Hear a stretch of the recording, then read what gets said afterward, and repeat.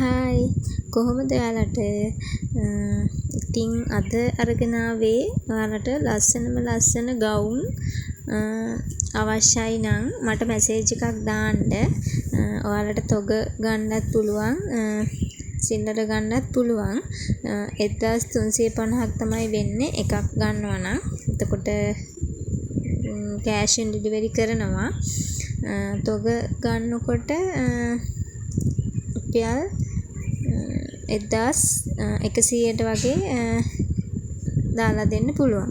ඉතින් අවශ්‍ය කෙනෙක් ඉන්නවා නම් මැසේජ් එකක් දාන්න. සයිස් තියෙනවා